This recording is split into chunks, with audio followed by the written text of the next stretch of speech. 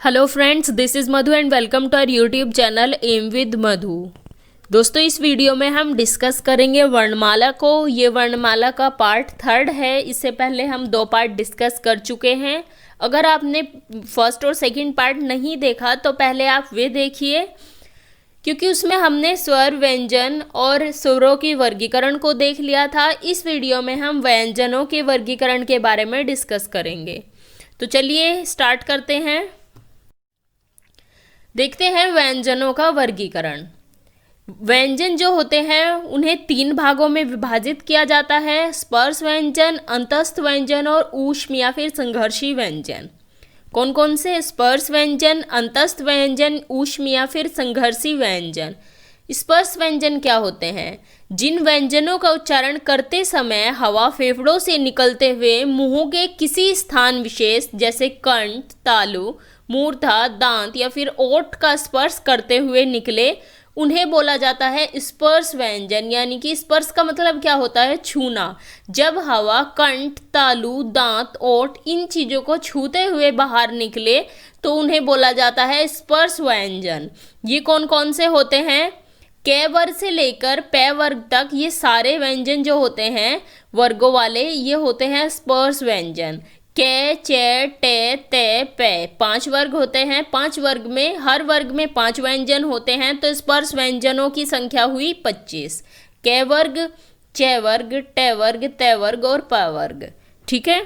अब देखते हैं अंतस्थ व्यंजन को। जिन वर्णों का उच्चारण पारंपरिक वर्णमाला के बीच अर्थात स्वरों व व्यंजनों के बीच स्थित हो, उन्हें बोला जाता है अंतस्थ व्यंजन। ये कितने हैं? इनकी संख्या 4 है। कौन कौन सी? य, र, ल, व। अब बात आती है ऊष्म या फिर संघर्षी। ऊष्म यानी कि गर्मी, ऊष्मा, जिनका उच्चारण करते समय वायु मुख में किसी स्थान विशेष घर्षण या फिर रगड़ कर निकले या ऊष्मा गर्मी पैदा करे, उन्हें बोला जाता है ऊष्म व्यंजन। कौन कौन से है ये? श, स, स और है। ठीक है। स्पर्श व्यंजन, अंतस्थ व्यंजन और ऊष्म व्यंजन। स्पर्श व्यंजन की संख्या कितनी होती है? 25 है, क्योंकि 5 वर्ग होते हैं। क, च, ट, त, प वर्ग। इन वर्गों में 5-5 व्यंजन होते हैं। ये स्पर्श व्यंजन होते हैं। स्पर्श क्यों बोला जाता है? क्योंकि जो हवा होती है वो कंठ, तालव, मूर्धा, दांत या फिर ओठ को स्पर्श करते हुए बाहर निकलती है। जब इन व्यंजनों का हम उच्चारण करते हैं तो हवा फेफड़ों से निकलते हुए मुंह के किसी विशेष स्थान को स्पर्श करती है, इसीलिए इन्हें स्पर्श व्यंजन बोला जाता है। अंतस्थ व्यंजन कौन से होते हैं? जो स्वरों व व्यंजनों के बीच में स्थित हो। य, र, ल, व ये होते हैं अंतस्थ व्यंजन। ऊष्म व्यंजन कि जब व्यंजनों का उच्चारण करते समय हवा या फिर वायु स्थान विशेष पर रगड़ खाकर निकले और ऊष्मा या फिर गर्मी पैदा करें, इन्हें बोला जाता है ऊष्म व्यंजन। श, स, श और है, ये भी 4 होते हैं। ठीक है। व्यंजनों का वर्गीकरण आपने देख लिया: स्पर्श, अंतस्थ और ऊष्म। स्पर्श की संख्या 25 होती है, अंतस्थ की संख्या 4 होती है और ऊष्म की संख्या भी 4 होती है। अब हम देखते हैं वर्णों के उच्चारण स्थान कि जो वर्ण होते हैं उनके कौन कौन से उच्चारण स्थान होते हैं, ये हम देखेंगे। सबसे पहले देखते हैं नासिका। नासिका में कौन कौन से वर्ण हैं जो हम नाक से जिन्हें बोलते हैं अंग, ड, अण, न, म। ये जो वर्ण होते हैं इस तरह के, ये नासिका कहलाते हैं। इसके बाद दंत मूल, र और ल, र और ल, ये दंतमूल होते हैं। दंत्य यानी कि दांतों का प्रयोग, जिन वर्णों को बोलते समय हम दांतों का प्रयोग करते हैं वे दंत्य होते हैं। त वर्ग होता है पूरा और श। त वर्ग में कौन कौन से आते हैं? त, थ, द, ध, न। अब बोल के देखिए, दांतों का ही प्रयोग होता है। त, थ, द, ध, न। ठीक है। और श जो छोटा सा होता है उसे बोलते समय भी दांत का ही प्रयोग होता है। इसके बाद आते हैं दंत और ओष्ठ, यानी कि होंठ होते हैं जो हमारे और दांत, इन दोनों का प्रयोग करते हैं हम बोलते समय। इसमें आता है एक वर्ण व। व का जो व होता है उसे बोल के देखिए आप, आपको पता चल जाएगा हमारे दांत का और ओष्ठ का हमारा प्रयोग हुआ है। इसके बाद है ओष्ठ्य, यानी कि ओंठ का ही प्रयोग होता है जिन्हें बोलते समय। कौन कौन से है वे? उ और औ और पै वर्ग, पै फै ब भ म, पै फै ब भ म। ठीक है। अब है ओष्ठ प्लस कंठ, यानी कि ओष्ठ का और कंठ का प्रयोग होता है। गले का और हमारे ओठ का प्रयोग होता है ओ, औ, अ। ये तीन वर्ण जो है इन्हें बोलते समय हमारे ओष्ठ और हमारे कंठ का प्रयोग होता है। अब मूर्धा देखते हैं, री और टे वर्ग, टे ठे डे ढे अण, टे ठे डे ढे अण। और जो पीठ पटाशय होता है इन्हें भी मूर्धा में ही रखा गया है। तालव में कौन कौन से आते हैं? ई और चे वर्ग, चे छे जे झैन, चे छे जे झैन। और शे ये और शे ये होते हैं तालव। कंठ में आते हैं ए अय, यानी कि जो कंठ और तालु का दोनों में आते हैं ये।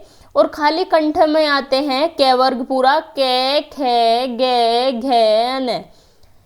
और अंगे जो होता है वो भी इसी में आएगा, और ए और आ। उच्चारण के आधार पर भी आप देख लीजिए वर्णों का स्थान क्या है, क्योंकि ये भी आपके एग्जाम में पूछे जाते हैं कि कौन सा इस तरह से आपका क्वेश्चन बन सकता है कि जो तय वर्ग होता है उसका उच्चारण स्थान क्या है। तो आप बताएंगे कि दंत्य होता है तय वर्ग, तय थे दे धे ने, ये हम दांत का ही प्रयोग करके बोलते हैं। पै वर्ग है पै फै बै भै मै, इनका ये ओष्ठ से बोला जाता है। इस तरह से आप उच्चारण स्थान भी सभी उसके वर्णों के देख लेंगे। ठीक है, यहां तक क्लियर हुआ। अब देखते हैं घोषत्व के आधार पर। घोषत्व के आधार पर ये दो प्रकार के होते हैं, अघोष और सघोष। सघोष को घोष भी बोला जाता है। अघोष जो है वो क्या होता है कि जब ध्वनियों का उच्चारण करते समय स्वर तंत्रियों में कंपन न हो, जब कंपन नहीं होता उसे बोलते हैं अघोष। और जब उच्चारण करते समय स्वर तंत्रियों में कंपन होता है उसे बोला जाता है सघोष। तो अघोष में कौन कौन से व्यंजन आएंगे? इसमें हर वर्ग का पहला और दूसरा व्यंजन आएगा। वर्ग कौन से? हमारे 5 वर्ग है व्यंजन में, के च ट त प, ये 5 वर्ग है।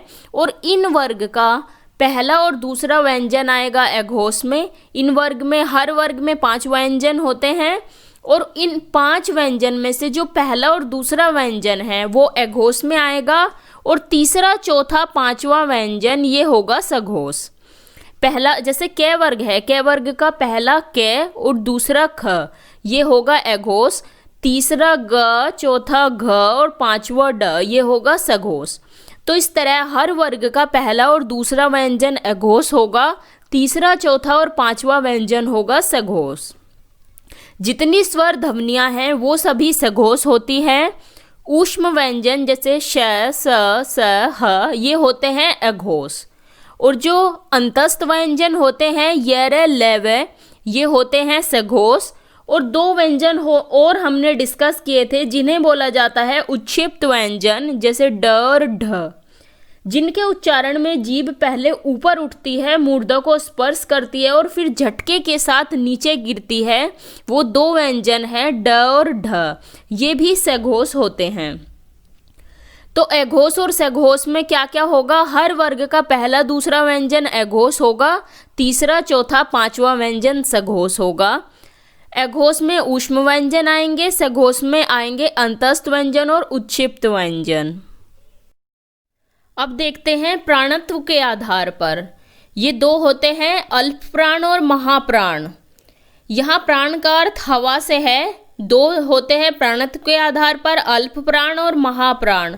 अल्प प्राण कौन से होते हैं? जिन व्यंजनों के उच्चारण में मुख से कम हवा निकले। और महाप्राण क्या है? जिनके उच्चारण में मुख से अधिक हवा निकले। अल्प मीन्स कम हवा निकले और महा मीन्स ज़्यादा, यानी कि मुख से उच्चारण करते समय अधिक हवा निकले। अल्प प्राण में कौन कौन से व्यंजन आएंगे? हर वर्ग का पहला, तीसरा और पांचवा व्यंजन। महाप्राण में आएगा दूसरा और चौथा व्यंजन। कौन कौन सा? दूसरा और चौथा व्यंजन। अल्प प्राण में पहला, तीसरा और पांचवा व्यंजन आएगा। महाप्राण में दूसरा और चौथा व्यंजन आएगा। अंतस्थ जो व्यंजन होते हैं वो अल्पप्राण होते हैं और ऊष्म व्यंजन होते हैं महाप्राण। ऊष्म क्या होते हैं? महाप्राण। अंतस्थ होते हैं अल्पप्राण। उसमें और जो दो द्विगुण व्यंजन है ड और ढ, ड होता है अल्पप्राण और ढ होता है महाप्राण। अल्पप्राण क्या होता है? उच्चारण करते समय जब कम हवा निकलती है व्यंजनों के, और महाप्राण होता है जब व्यंजनों का उच्चारण करते समय अधिक हवा निकलती है। हर वर्ग का पहला, तीसरा, पांचवा अल्पप्राण होगा, दूसरा और चौथा व्यंजन होगा महाप्राण। अंतस्थ व्यंजन अल्पप्राण होगा, ऊष्म व्यंजन महाप्राण होगा, ड अल्पप्राण में आएगा और ढ आएगा महाप्राण में। ठीक है। उत्क्षिप्त या फिर द्विगुण व्यंजन जो हमने देखे थे वे क्या होते हैं? वे दो होते हैं ड और ढ, जिनके उच्चारण में जीभ पहले ऊपर उठकर मूर्धा का स्पर्श करे और फिर झटके के साथ नीचे आए। कौन कौन से हैं? ड और ढ। पहले जीभ ऊपर उठी और मूर्धा को स्पर्श करके फिर झटके से नीचे गिरी, इन्हें द्विगुण व्यंजन भी बोला जाता है और उत्क्षिप्त व्यंजन भी इन्हें बोलते हैं। ड और ढ ये दो है। आयोगवाह क्या है? आयोगवाह में दो आते हैं, अनुस्वार और विसर्ग। अनुस्वार और विसर्ग लेखन की दृष्टि से, स्वर एवं उच्चारण की दृष्टि से व्यंजन होते हैं। जो अनुस्वार और विसर्ग है, अगर हम लेखन की दृष्टि से बात करें तो वे स्वर होते हैं और उच्चारण की दृष्टि से व्यंजन होते हैं। ठीक है। अयोगवाहक में दो अनुस्वार और विसर्ग आते हैं, लेखन की दृष्टि से ये स्वर होते हैं और उच्चारण की दृष्टि से ये व्यंजन होते हैं। द्विगुण व्यंजन दो होते हैं, ड और ढ, ये भी पढ़ लिया हमने। तो यहाँ आपका वर्णमाला का टॉपिक कंप्लीट होता है। हमने स्वर और व्यंजनों के बारे में जान लिया, वर्णमाला के बारे में जान लिया, वर्णों के बारे में जान लिया, स्वरों का वर्गीकरण देख लिया, व्यंजनों का वर्गीकरण देख लिया। तो आपका यहाँ टॉपिक कंप्लीट हुआ। अब नेक्स्ट वीडियो में हम इनसे रिलेटेड कुछ क्वेश्चंस को डिस्कस करेंगे। तो चलिए मिलते हैं आपसे नेक्स्ट वीडियो में। Thanks for watching. अगर आपको वीडियो अच्छी लगी हो तो इसे लाइक करें, अपने व्हाट्सएप स्टडी ग्रुप में शेयर करें और चैनल को सब्सक्राइब करें और साथ ही बेल आइकन को भी प्रेस कर दें, जिससे आपको लेटेस्ट वीडियो के नोटिफिकेशंस मिलते रहें।